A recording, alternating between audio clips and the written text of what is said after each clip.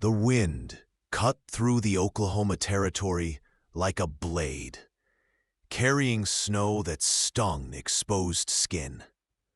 Ayanna pressed herself against the rocky outcrop, her thin blanket pulled tight around her shoulders. 3 days since she'd fled the reservation. 3 days since Agent Morrison had cornered her in the supply shed, his whiskey-soaked breath hot against her neck as he'd whispered what he wanted in exchange for her family's rations. Her stomach cramped with hunger. In her pocket, her grandmother's silver bracelet felt heavy with possibility. Perhaps she could trade it in the next town, for food, for passage further west, for anything that might keep her alive until spring. The sound of a horse's labored breathing made her freeze. Through the swirling snow, a figure emerged. A man slumped in the saddle, one arm pressed to his side. Your dark blood stained his coat. His horse stumbled, and both went down in a heap 20 yards from her shelter. Ayanna should have stayed hidden, should have let the white man freeze like so many of her people had frozen when the government soldiers came. But her grandmother's voice echoed in her memory.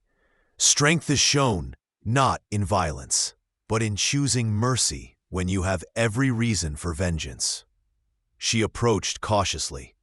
The man was conscious, barely, his pale eyes tracking her movement. Blood pooled beneath him, melting the snow into pink slush. He was perhaps 30, with dark hair and several days' worth of beard. A bounty hunter's leather duster hung open, revealing a bullet wound in his side. "Help me," he rasped, then coughed. "Please." Ayanna knelt beside him, assessing the wound with practiced efficiency. Her mother had been a healer before the soldiers came. "You'll die if you stay out here." "Figured that much myself." His attempt at humor ended in a grimace. She made her decision. "Can you walk if I help you?" Together, they stumbled to her meager shelter. She built up the fire she'd been carefully rationing, then cut away his shirt. The bullet had gone through clean, lucky for him. "I'm Caleb," he managed as she pressed cloth against the wound. "Caleb Ridge." "You don't need to tell me your name." "Feels wrong not to." His eyes studied her face. "You're Comanche." "Yes." She didn't elaborate. Her people's story was written in every hardship line on her face, every cautious movement she made. I wanted to pause here for just a moment. If you're enjoying this story, I'd be so grateful if you could take a second to subscribe to the From Wild West channel and give this video a like. It truly means the world to us and motivates us to bring you more quality content like this. Thank you so much for your support. Now, back to Ayanna and Caleb's story. She heated water from her canteen, cleaning the wound while he gritted his teeth against the pain. His body was a map of old scars, evidence of a hard life. When she pressed too hard, he sucked in a sharp breath. "Go slow," he said. "It hurts." "Good," she replied. "Pain means you're alive." A ghost of a smile touched his lips. Fair enough. She packed the wound with yarrow root and bound it tight. "You'll live, but you need rest and food. Don't have much of either to spare, I'm guessing." Ayanna pulled out a strip of dried venison, half of what she had left. She split it and handed him a piece. Caleb stared at the meat, then at her hollow cheeks, then back at the meat. "You're starving yourself. We're both hungry. We'll both eat." She bit into her portion, tough as leather, but precious as gold. They ate in silence as snow continued to fall outside. When Caleb tried to reach for his saddlebag, pain lanced through him and he collapsed back. "What do you need?" Ayanna asked. "Blanket, in the bag." She retrieved it. Thick wool, far warmer than her thin cotton one. She spread it over him, but he caught her wrist. "Share it," he said. "You're shaking." "I'm fine. You're freezing." His grip was weak, but insistent. "I'll die before I hurt you. You have my word." Something in his eyes, earnest and clear despite the pain, made her believe him. She lay down beside him, careful not to jostle his injury, and pulled the blanket over them both. His body heat was immediate and intoxicating after days of bone-deep cold. "Why'd you run?" he asked after a while. "Why do you think? Someone hurt you." She said nothing, which was answer enough. "I'm sorry," he said quietly, "for whatever was done to you, for what my people keep doing to yours." Ayana had expected many things from a white bounty hunter. Empathy wasn't one of them. "Why were you shot?" "Refused to bring in a man for a crime he didn't commit. His brother didn't appreciate my professional ethics." Turns out bullets are pretty effective at changing one's immediate career prospects. Despite herself, she almost smiled. "You have an unusual way of speaking for someone bleeding to death." "My ma was a schoolteacher, insisted on proper grammar, even when I was learning to shoot." He shifted, wincing. "Where are you headed?" "Away. Practical plan." "Away from what, specifically?" "The reservation, the Indian agent, the promises that turned to ash." Caleb was quiet for a long moment. "I have a ranch, small place, up near the Cimarron River. Could use help with the horses if you're willing to work." "You're delirious from blood loss." "Probably," he agreed, "but the offer stands when I'm thinking straight too. You don't know me. I know you saved my life when you could have let me die. I know you split your last meal with a stranger. That tells me everything I need to know." His voice was growing sleepy. "Besides, I see a woman worth saving, not a problem to be solved." Ayana's throat tightened. When was the last time someone had seen her as a person, not a burden or an opportunity? "Sleep," she said. "We'll talk when you're stronger."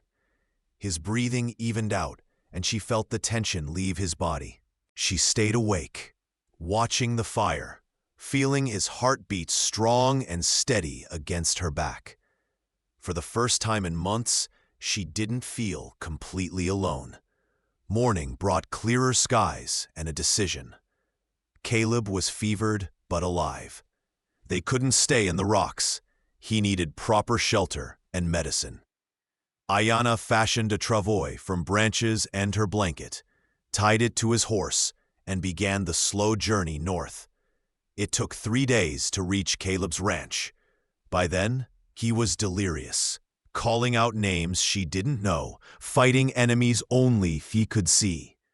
She got him inside the small cabin, rough-hewn logs, a stone fireplace, signs of a solitary life, and spent the next 2 days fighting for his life. She brewed willow bark tea for the fever, changed his dressings, forced water between his cracked lips. When he thrashed, she held him down. When he went silent and still, she pressed her ear to his chest to hear his heart still beating. On the 3rd night, his fever broke. Ayana woke to find him watching her with clear eyes. She'd fallen asleep in the chair beside his bed, her hand still resting on his arm to monitor his pulse. "You stayed," he said hoarsely. "You would have died.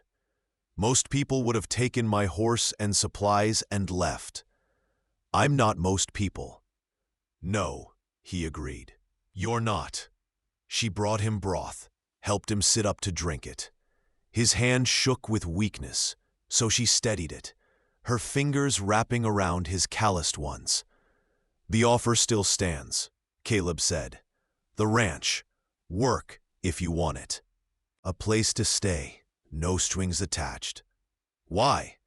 "Because you deserve better than running. Because I've seen what this territory does to people alone." He met her eyes.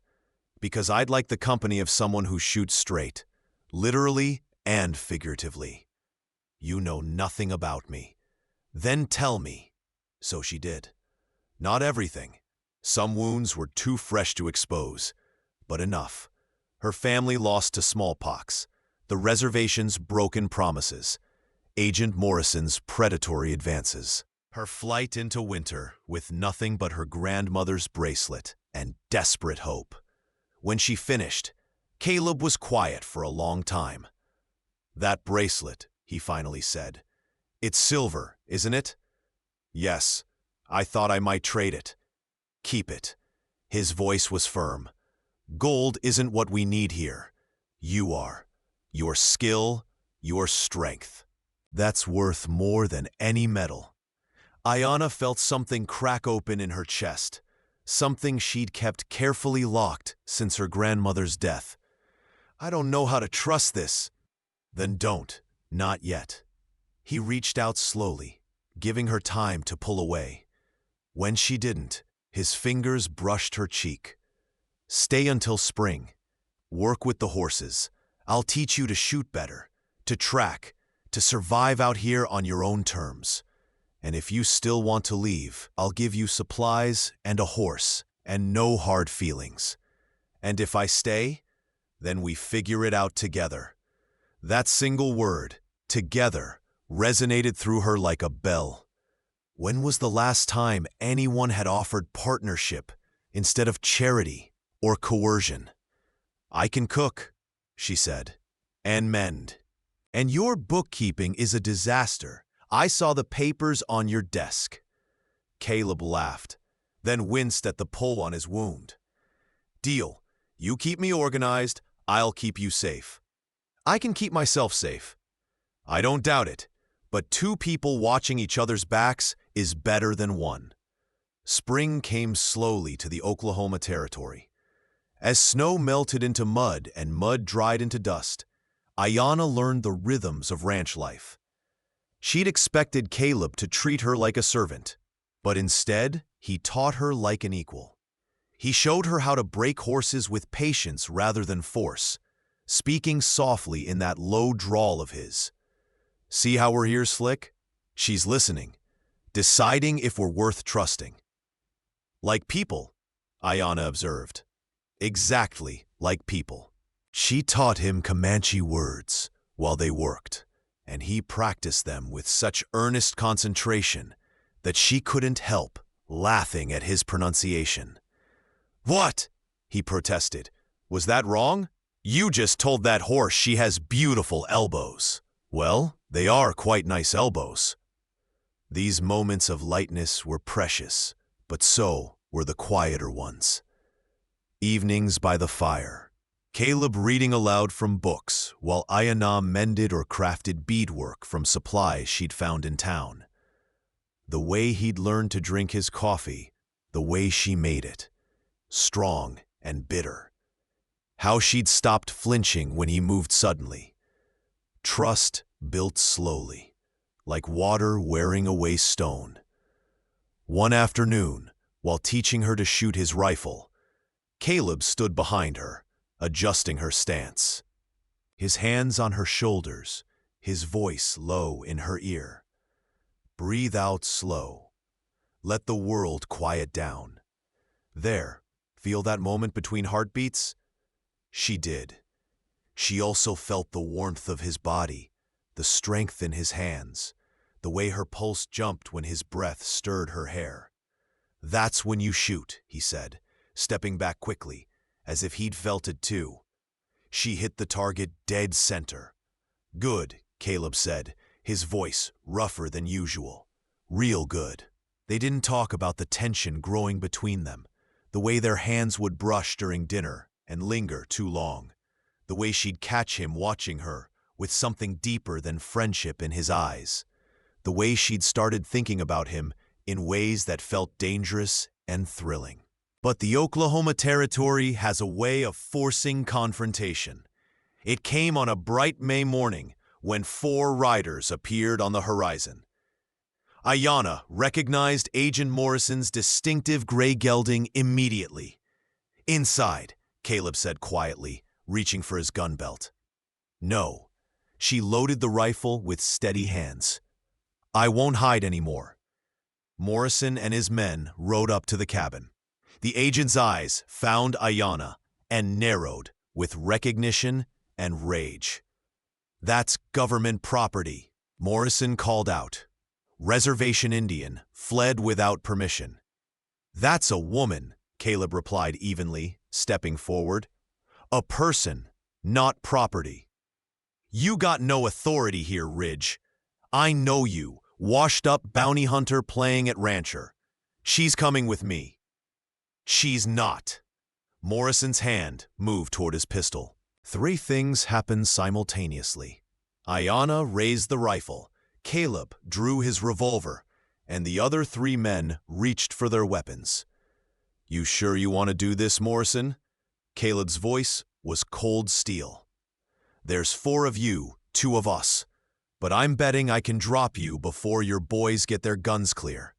You willing to die for your pride? Morrison hesitated, fear flickering across his face. He'd seen Caleb's reputation with a gun. The lady has made her choice. Caleb continued. She's staying here. You got a problem with that? Take it up with a judge. The law says a woman can choose where she lives and who she works for. Or are you planning to admit in court exactly why she left the reservation? I'm sure folks would be interested to hear about how you've been managing government supplies. Morrison's face went purple. His corruption was an open secret, but having it spoken aloud was another matter entirely. This ain't over, he spat. Yes, Ayanna said clearly, her voice strong and unwavering. It is. I am not returning, not now, not ever. And if you come back, I'll shoot you myself. For a long moment, no one moved. Then Morrison wheeled his horse around and spurred it viciously. His men followed, kicking up dust as they rode away. Caleb lowered his gun slowly. You okay? Ayanna realized she was shaking, not with fear, but with the exhilaration of finally standing her ground. Yes, I'm okay. He turned to face her fully, and the look in his eyes stole her breath. Pride, admiration, and something deeper that made her heart stutter. You were magnificent, he said softly. I was terrified. Courage isn't not being scared. It's being scared and doing it anyway. He reached out, tucking a strand of hair behind her ear. His fingers lingered on her cheek. Ayanna, Thunder cracked across the clear sky. They both looked up as dark clouds boiled up from nowhere, the way storms did in Oklahoma, sudden and violent. Tornado weather. Caleb said grimly, We need to get to the root cellar. The wind hit like a fist, and rain followed seconds later in blinding sheets. They ran for the cellar behind the cabin, but the barn door had blown open and Caleb's horses were screaming in panic. I'll get them, Caleb shouted over the wind. You can't. But he was already running toward the barn. Ayanna cursed and followed, fighting against wind that tried to knock her down. Inside the barn, chaos reigned. Horses reared and kicked, terrified by the unnatural darkness and roaring wind. Caleb was trying to open the pen when a rafter cracked above him. Ayanna saw it falling before he did, saw death coming for him in 1,000 pounds of wood and nails. She hit him full force, tackling him aside. The beam crashed down where he'd been standing, missing them by inches. They lay tangled together in the hay, rain pouring through the damaged roof, both gasping for breath. Caleb's arms were locked around her, his body sheltering hers from debris. You saved my life, he said, his voice rough with emotion. Again. We're even now. No. His hand cupped her face, thumb brushing her cheekbone. We're not even close to even. Ayana, The tornado's roar faded as quickly as it came, moving east across the prairie.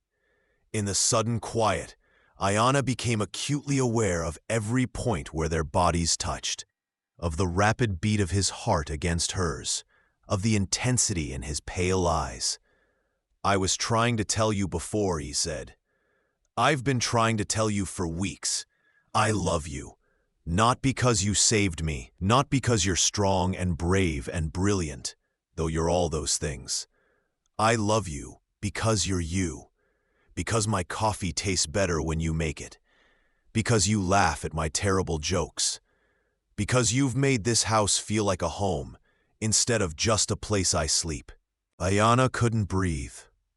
"Caleb, I know I've got no right. I know we come from different worlds, that you've got every reason not to trust any man, especially a white man, but I'm asking anyway." His hand trembled against her face. "Stay with me, not as hired help or a guest. Stay with me as my wife, my partner, my everything." "You're asking me to marry you? In a barn? During a tornado?" "Timing's never been my strong suit." His smile was crooked, vulnerable. "Say yes, please. I promise I'll spend every day proving you made the right choice." Ayana thought about the woman she'd been 6 months ago. Desperate, afraid, seeing no path forward but flight. She thought about the woman she'd become. Strong, skilled, choosing to stand her ground. And she thought about this impossible man who'd offered her partnership when he could have demanded service, who'd defended her at gunpoint, who looked at her like she hung the moon and stars. "Yes," she whispered. "Yes, I'll marry you." Caleb kissed her then, gentle and reverent, as if she were something precious he was afraid to break. But Ayana had been broken and rebuilt too many times to shatter easily. She kissed him back with all the passion she'd been holding inside, all the hope she'd been afraid to feel. When they finally pulled apart, both breathless, he rested his forehead against hers. "Together?" he asked. "Together," she confirmed. They were married a week later by a traveling preacher, with Caleb's friend Sam and Sam's wife Clara as witnesses. Ayana wore a dress Clara lent her, sky blue with white flowers, and Caleb wore his best shirt and actually combed his hair. The ceremony was simple. When the preacher asked if anyone objected, Ayana and Caleb both glanced toward the door, half expecting Morrison to burst in. But only silence answered. "I, Caleb Ridge, take you, Ayana, to be my wife. I promise to stand beside you, never above you, to listen when you speak, to trust your strength, to honor your past and build our future together. I, Ayana, take you, Caleb Ridge, to be my husband. I promise to be your partner in all things, to challenge you when you're wrong, to support you when you're right, to build a life neither of us could have imagined alone." When they kissed as husband and wife, Clara cried happy tears, and Sam clapped Caleb on the back so hard he nearly fell over. That night, in their cabin now, Ayana wore her grandmother's silver bracelet and nothing else. Caleb touched her with such tenderness, such patience, learning her body like he learned horses, with respect and attention to every small signal. "Go slow," she whispered when memory threatened to surface. "It hurts sometimes." "Tell me," he said, stilling immediately. "Tell me what you need. You, just you, here with me." "Always," he promised. "I'm not going anywhere." And he didn't. When old fears surfaced, he held her until they passed. When she cried for everything she'd lost and everything she'd found, He cried with her. When passion finally took them both, it was equal partners meeting as one, building something entirely new from the ruins of their separate pasts. But the path from their wedding to that peaceful future was not without its trials. The first summer of their marriage tested them in ways neither expected. A drought settled over the Oklahoma Territory like a curse, turning grass to brittle straw and creeks to cracked mud. Caleb's small herd began to suffer, and Ayanna watched her husband wake before dawn each morning, with new lines etched around his eyes. "We need to sell some cattle before they get too weak," she said one morning, watching him stare at his ledgers with mounting frustration. "Won't get fair price for them in this condition. Every rancher in 3 territories is trying to do the same thing." He rubbed his face tiredly.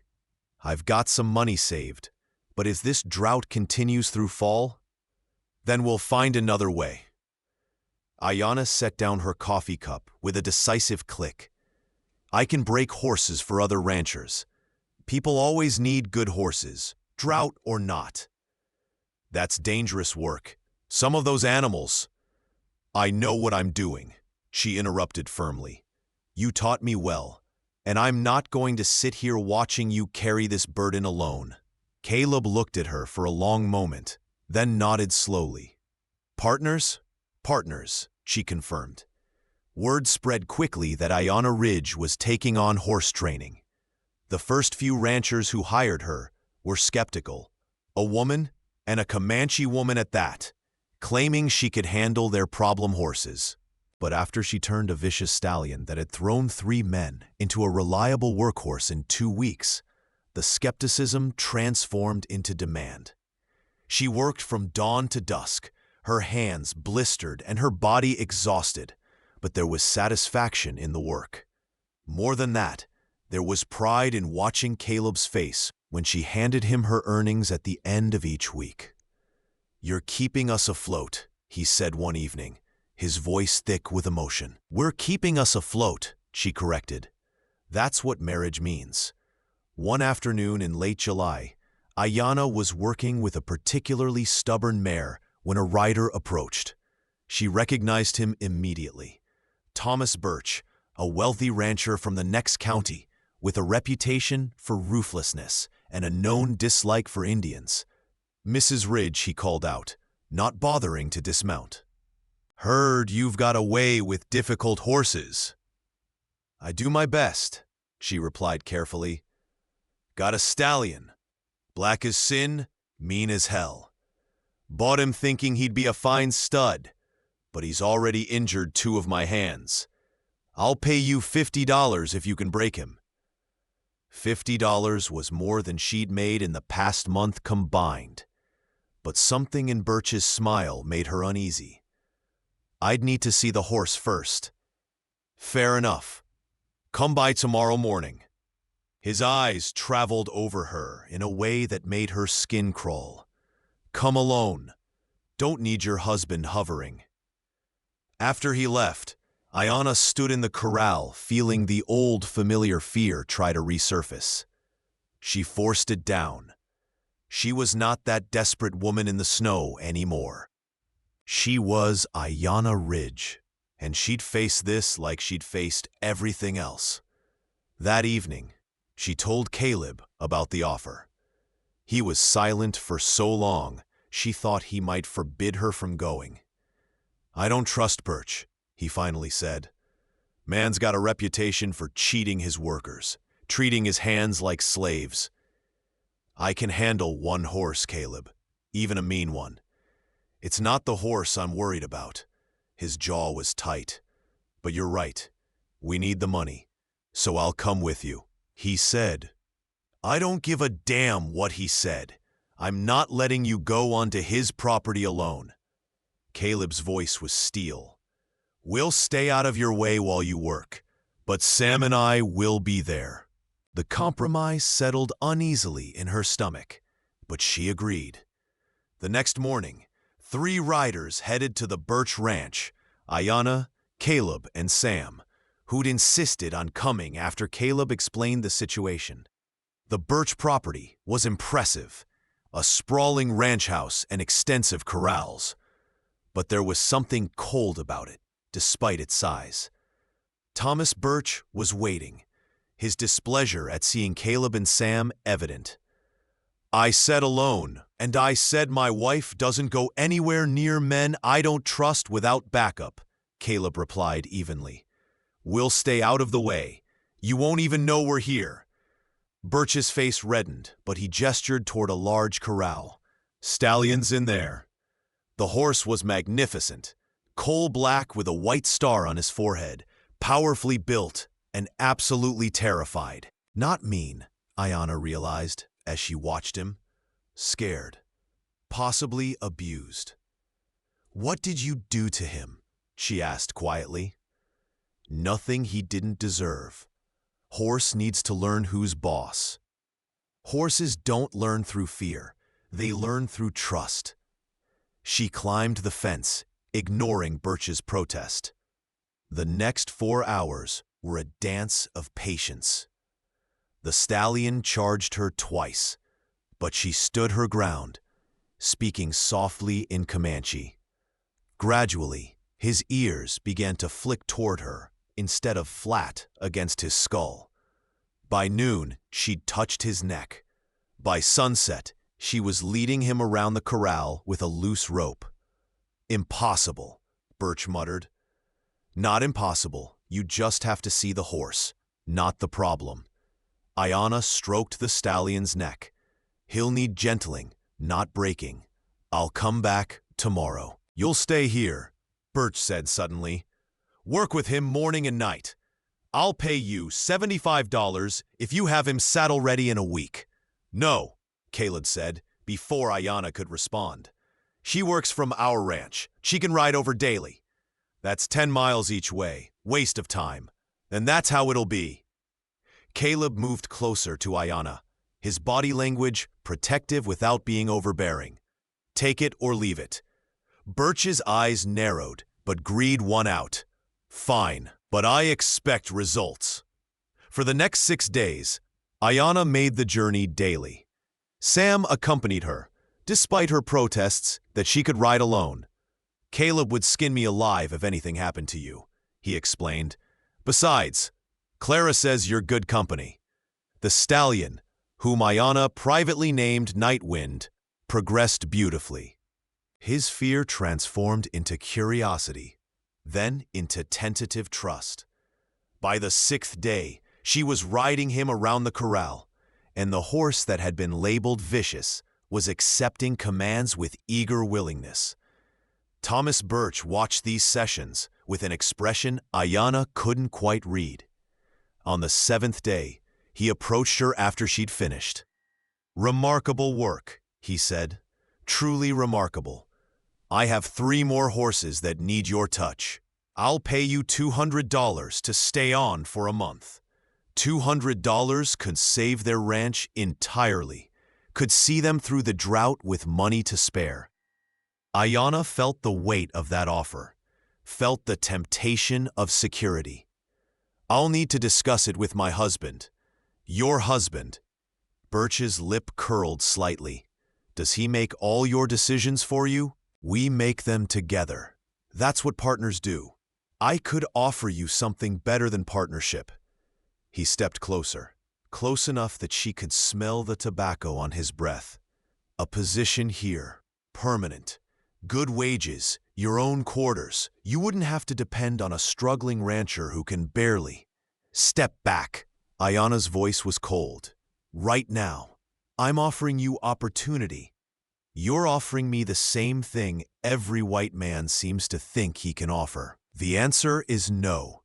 It will always be no." Birch's face hardened. "You're making a mistake.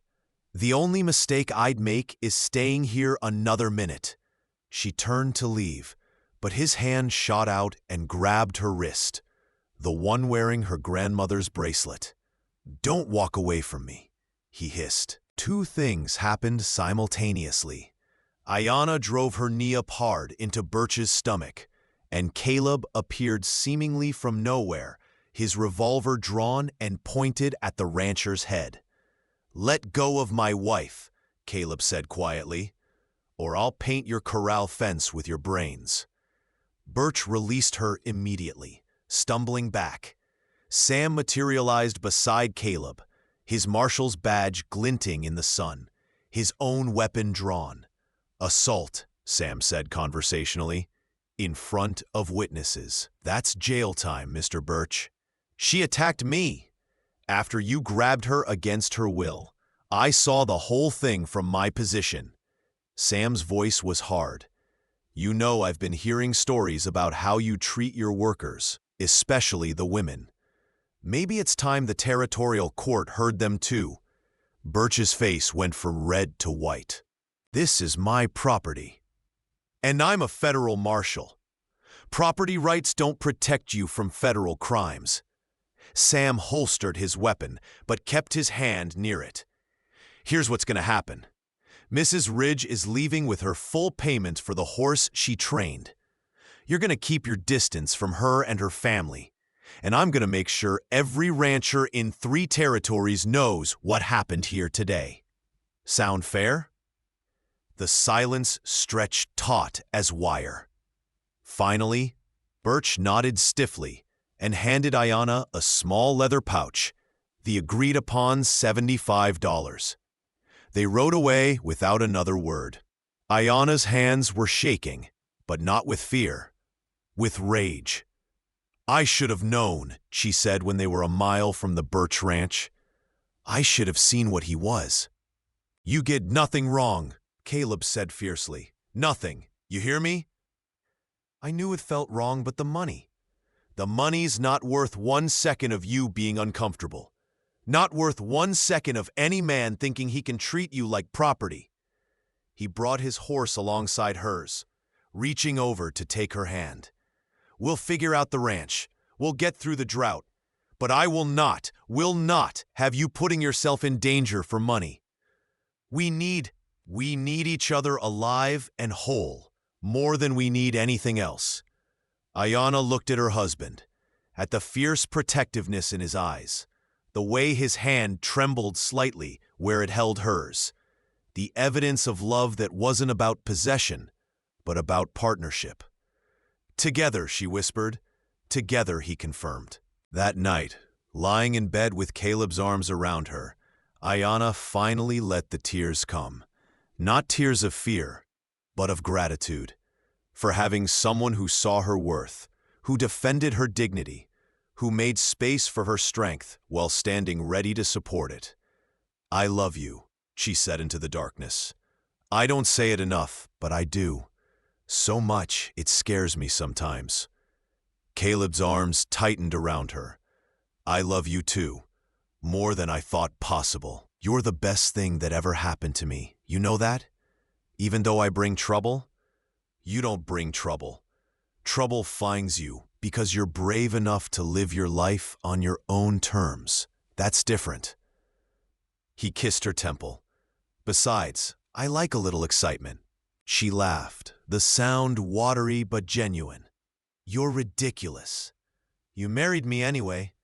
Best decision I ever made." The drought finally broke in September, with storms that washed across the prairie for 3 days straight.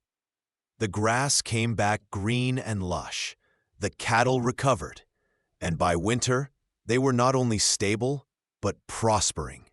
News of what happened at the Birch Ranch spread despite, or perhaps because of, Sand's position. Several ranchers who'd been planning to hire Birch's services quietly took their business elsewhere. 2 of Birch's workers, emboldened by Ayanna's stand, came forward with their own stories of mistreatment. By Christmas, Thomas Birch had sold his ranch and left the territory entirely. "Good riddance," Clara said during a winter gathering at the Ridge Ranch. She was teaching Ayanna to make her famous apple pie, flour dusting both their hands. Man was poison. I just wish I'd seen it sooner, Ayana said, rolling out dough. You saw it exactly when you needed to, and you handled it perfectly. Clara squeezed her shoulder. You should be proud of yourself. Ayana was learning that strength wasn't about never being afraid, but about facing fear anyway. Learning that asking for help wasn't weakness, but wisdom. Learning that love didn't diminish her. It amplified everything she already was. Spring came again, bringing with it unexpected news. Ayana's cousin, whom she thought had died in the smallpox epidemic, arrived at their ranch with her 2 children. She'd survived, been living in a different reservation, and had spent years searching for surviving family members. The reunion was tearful and joyous. Over the next weeks, Ayana reconnected with pieces of her past she'd thought lost forever. Her cousin brought news of other survivors, stories about Ayana's mother and grandmother that she'd never heard, songs she'd forgotten. Caleb watched his wife bloom with this connection to her heritage and made sure her family knew they were welcome.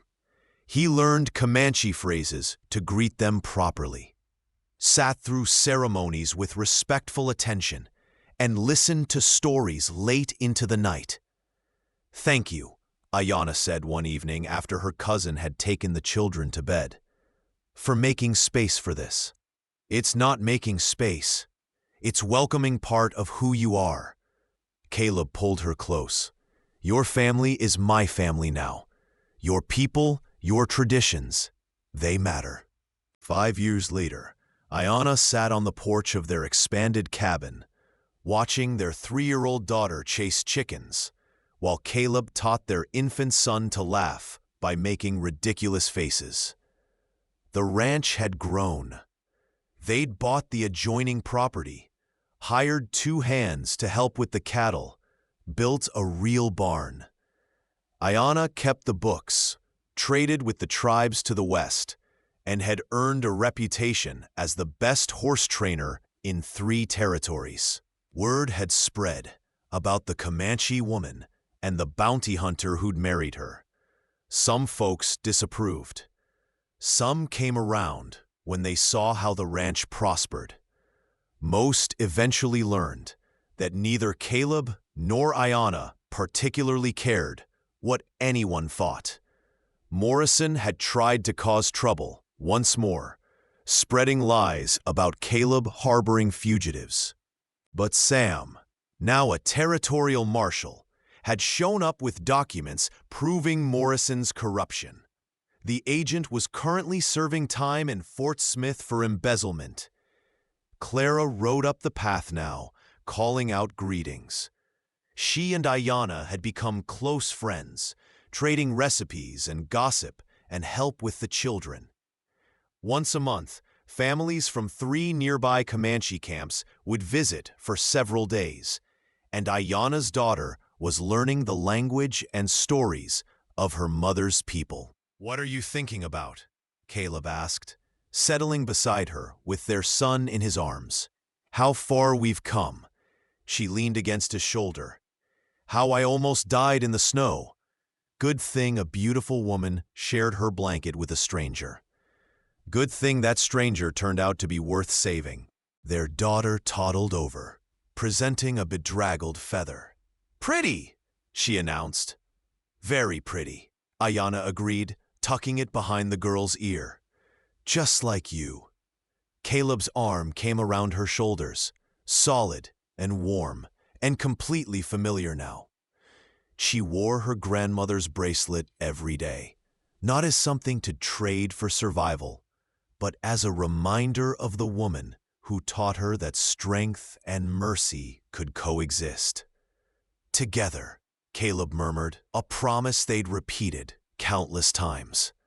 Together, Ayana confirmed, and kissed him while their children laughed, and the Oklahoma sun set in a blaze of orange and gold across their land, their life, their love.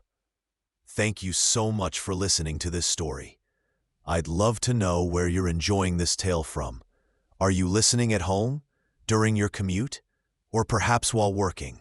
Please subscribe to the From Wild West channel and share your thoughts in the comments below. What did you think of Ayana and Caleb's journey? Your feedback means the world to us.